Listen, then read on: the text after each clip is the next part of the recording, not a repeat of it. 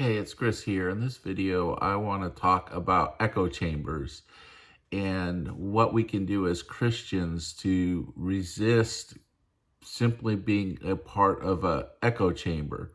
Because if we are very prone to being swayed by propaganda. We are very easily manipulated if we live in an echo chamber. And an echo chamber is simply something where it's a way to describe all the information you're getting is just simply bouncing off the walls and echoing. So everybody's kind of saying the same thing, not looking at things at different perspectives. And this can cause problems because if the information that you're getting and it's being spread around that echo chamber is bad information or incomplete information or inaccurate information or false information, it can affect how you perceive the world and how you believe things are.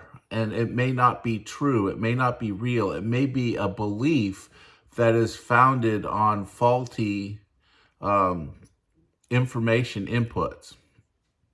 And this has been a problem I've seen more and more, become more and more aware about it because we are living in a more and more polarized world because of social media and our dependence on social media.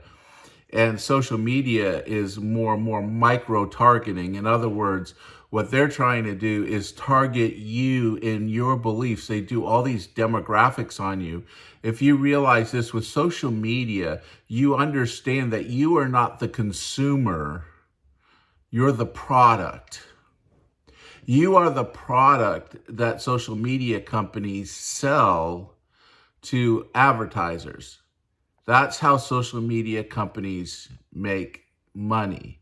They sell you as a consumer of social media as a product. So you may be a product based on, or you'll be a product based on your demographics. And they're going to say that this person is a Republican, white, male, between the ages of 44 or 45 and 54, who's likely to be middle class and all this stuff. And they're getting very good at monitoring your activity and narrowing down who you are. So that way, people can come and rather than offend you or say something that says, I don't want to buy that product, different companies will then target their advertising to fit you and your demographics. And so when they start giving you news, they start giving you information, they don't want to give you things that'll upset you, so you're upset when you look at the advertiser. Because if you're upset when you look at the advertiser, then you're less likely to have a favorable view of the product or service being sold. They want you to have good feelings. They want to give you dopamine hits. They want to release the feel-good chemicals in your brain. So what they do is they try to find out what you already believe and feed you more of that. They want to find out what makes you scared, because if they can find out what makes you scared, too, is then when the advertiser comes on to have a need to address a fear or insecurity, you say, oh, I need that thing. You're less willing to look at it objectively and rationally because you're operating out of fear. If they stoke up feelings of desire, then they're going to serve you ads that will satisfy that desire, whether it's food or relationships or things like that. But what they're trying to do is they're trying to manipulate your feelings so that you will be most inclined to buy that product and service. And then you get ranked. How reliable is this person? And these are these algorithms, they call them, that the social media and YouTube, all of them do it to determine how to maximize the advertising dollars of those that are purchasing ads and everything on YouTube.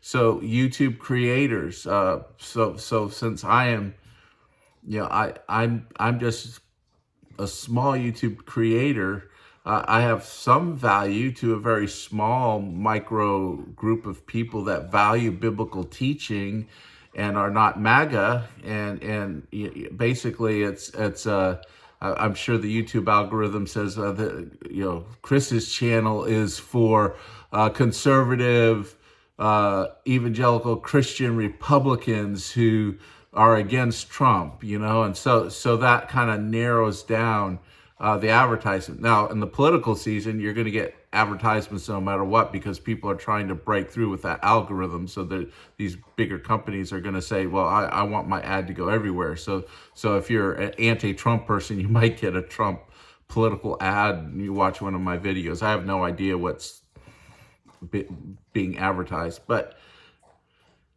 all that to say is, when we keep doing that over and over and over again, just giving people what they want to hear, to see, to give them good feelings, and not to challenge them, to make them feel uncomfortable, not to actually give them counter information to what they're hearing, more and more this is all you get. You get this echo chamber, and then you think that's the way the world really is. And you don't know what the other side of the story is. You don't know what other people are hearing. So when it does break through to you, it just sounds crazy. And you say, how could they believe that? I mean, this is what everybody else is saying. And what you don't realize is that you're in this little echo chamber, and everybody else is kind of like in their little echo chamber. And as a Christian, what ends up happening is we end up getting our view of the world shaped in ways that are not healthy, without us even being aware that what we're getting might not be truthful and accurate. When I was back in seminary and studying, this is like 30 years ago, I had a professor that said, you want to go about your life and ministry, and just as Christian in general, with the Bible in one hand and the newspaper in another.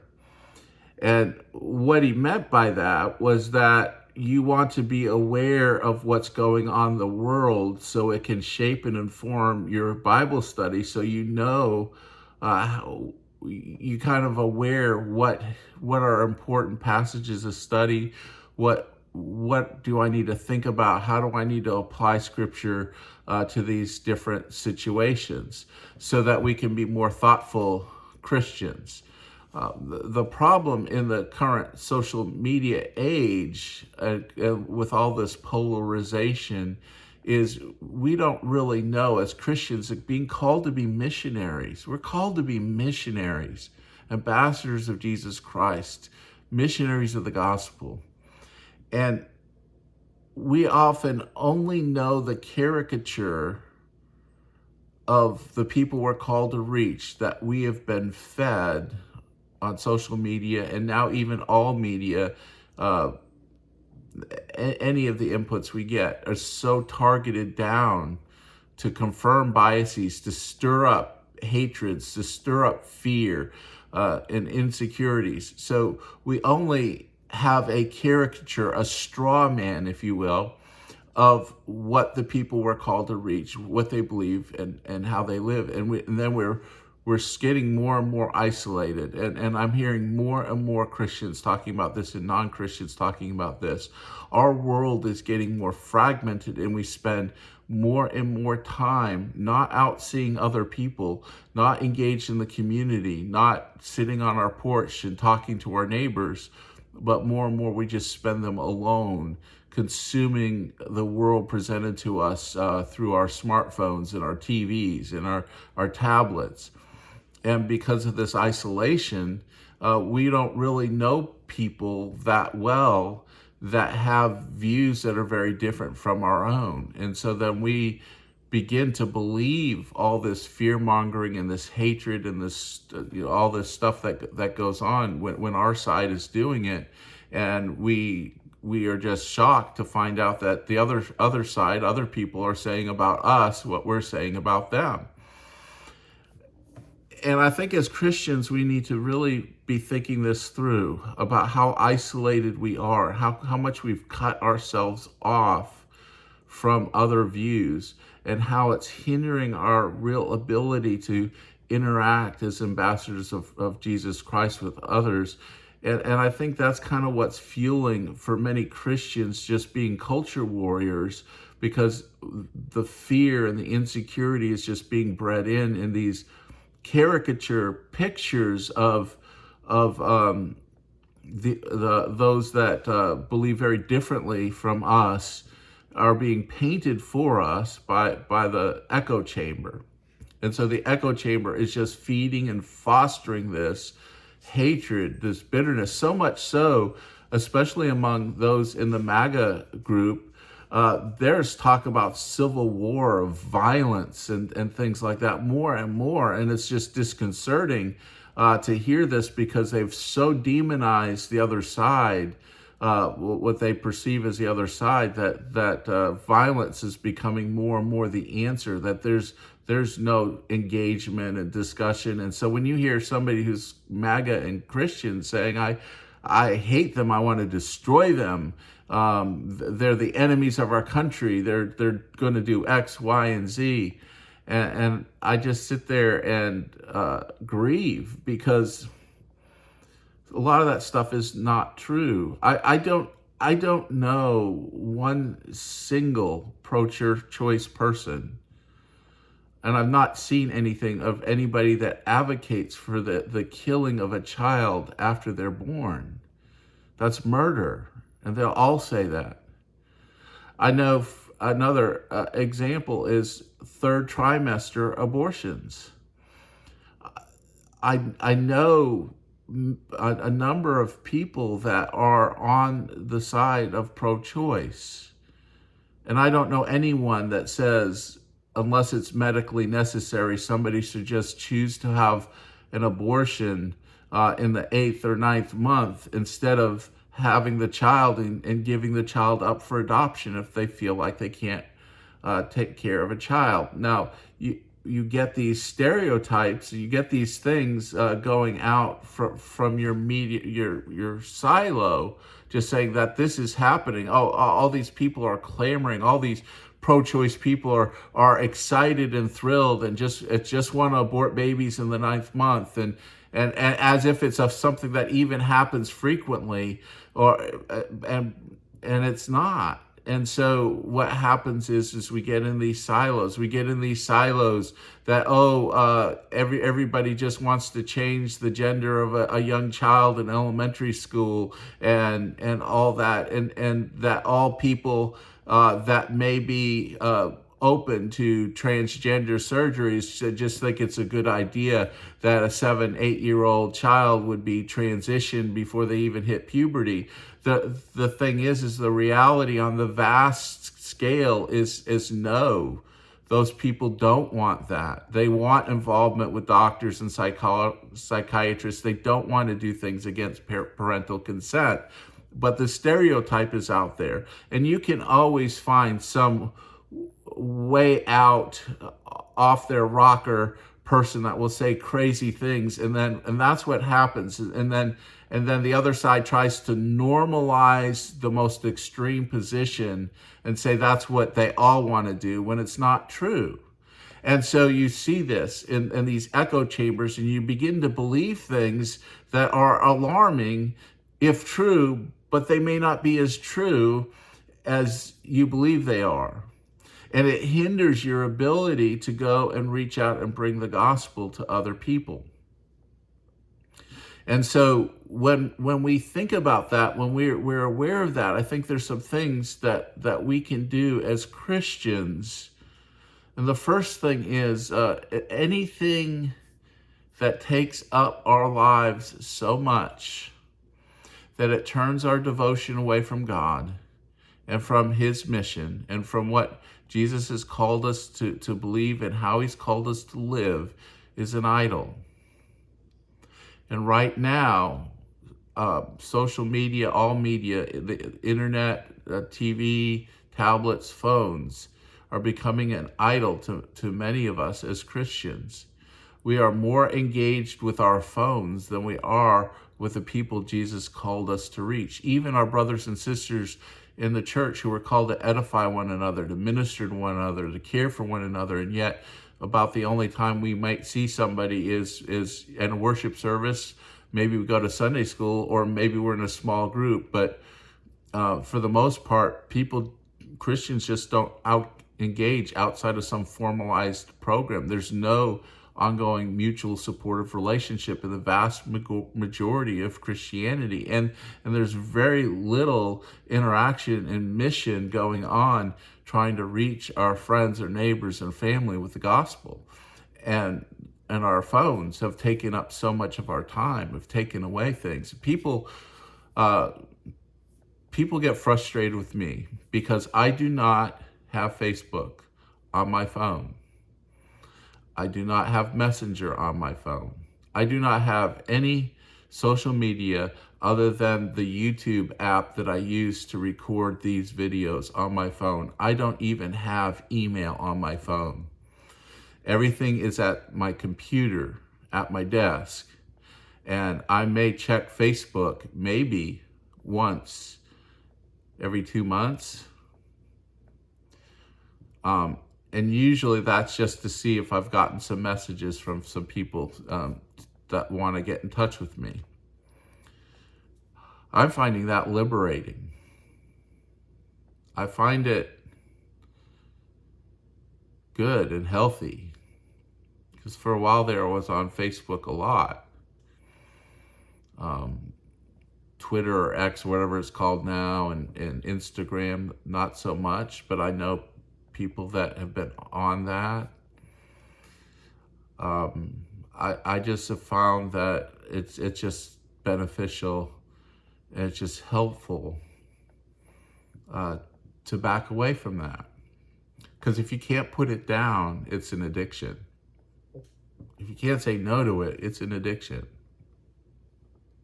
And we're all struggling, I think, with this social media addiction, with this media addiction that we need to learn to say no to. The second thing I would say is learning how to re-engage with friends, with family, with coworkers, outside of work, hanging out, talking about life, talking about things, getting to know who they are and their perspective. Especially, let's say you're an evangelical Christian Republican. Well, why not get to know somebody that's a Democrat and evangelical Christian? And instead of tell them why they're wrong, ask them why are you a Democrat? Why do you believe these things? Ask people about their worldview and their life.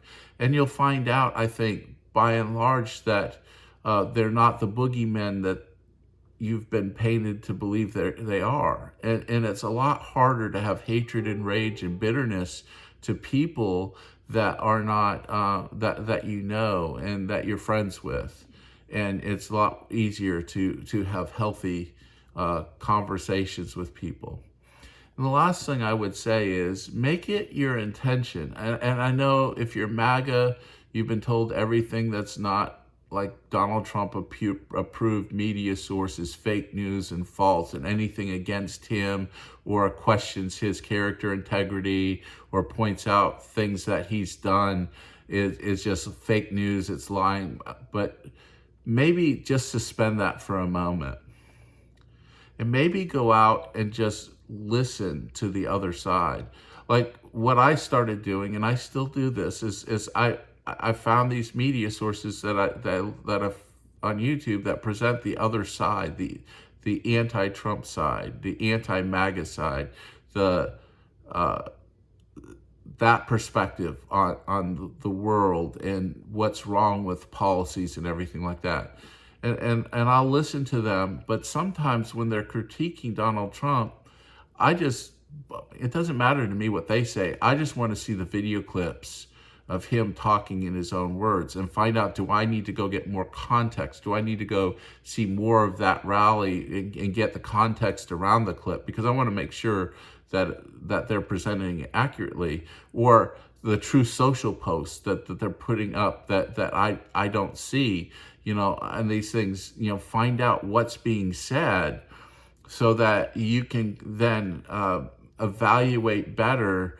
Maybe there's some things I've got to reconsider here. Maybe I've got to have a little broader understanding on the news. And you might watch Fox and Newsmax and your local religious broadcasting news that will just present you all Trump all the time. But maybe you want to try to look at CNN and MSNBC, and you might not agree with them, but at least sit down and listen, sit down and watch them, because it does help to kind of get that broader kind of perspective on what's really how people's take on the world is.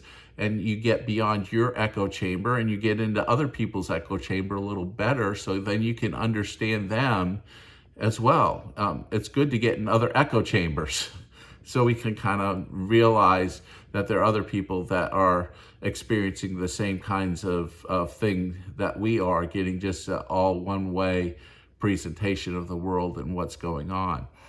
I think that will help us as Christians to be more mature in our understanding, and help us to not be so afraid and not have so much insecurity about the world. And remember that Jesus is in charge. If we're reading our Bibles, if we're remembering who the King is, who our Lord is, that He is in charge, that all of the world is under His sovereignty, and we've been given this mission. And the other part is just reading and remembering what the mission is, for caring for one another as Christians, and for being ambassadors of Christ and reaching out to the world. Remembering these things and making them central to our lives, and understanding the context in which we're ministering just helps us to be more effective. And what we need right now, I think, in the United States is we need Christians with a broader view of the world rather than the MAGA echo chamber.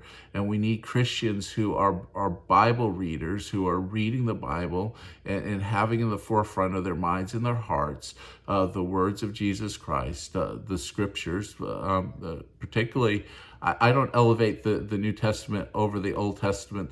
They both are important, but the New Testament is the one that gives shape to the Old Testament, and it explains the fullness of Christ coming, the significance in the age that we live in now, because we are not living in the Old Testament age now. We're living in the New Testament age. So we want to understand that and understand our calling in our lives, because it would be much beneficial if we do that.